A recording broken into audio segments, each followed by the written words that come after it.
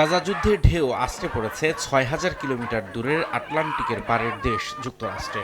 Israeli আগ্রাসনের প্রতিবাদে বিক্ষোভে উত্তাল গোটা দেশ, যা কয়েকদিন আগেও ভাবা যায়নি। গাজায় যুদ্ধবন্ধের দাবিতে শিক্ষার্থীদের শান্তিপূর্ণ আন্দোলনে চলছে নজিরবিহীন দমনপীড়ন। মানবতার বুলি আওড়ানো দেশটিতে শিক্ষার্থীদের অহিংস এই আন্দোলনে পুলিশের মারমুখী আচরণে বিশ্বজুড়ে শুরু হয়েছে নিন্দার ঝড়।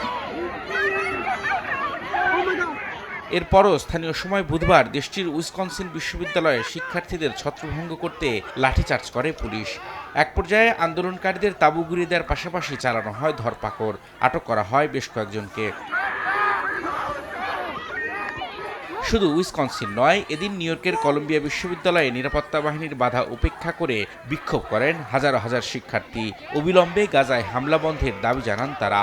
টেক্সাস, কানেটিকাট, নর্থ ক্যারোলাইনা সহ যুক্তরাষ্ট্রের বিভিন্ন অঙ্গরাজ্যের বিশ্ববিদ্যালয় ও কলেজে চলছে ইসরায়েল বিরোধী বিক্ষোভ। চলমান এ আন্দোলনে এখন পর্যন্ত হাজারেরও বেশি শিক্ষার্থীকে আটক করা হয়েছে।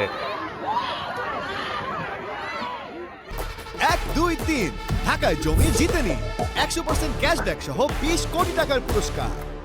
মে দিবসেও গাজায় হামলা বন্ধের দাবিতে ফিলিস্তিনের পতাকা হাতে যুক্তরাষ্ট্রের নিউ ইয়র্কে নজিরবিহীন বিক্ষোভ করে শত শত মানুষ। ইসরায়েল বিরোধী স্লোগানে মুখর হয়ে ওঠে চারপাশ।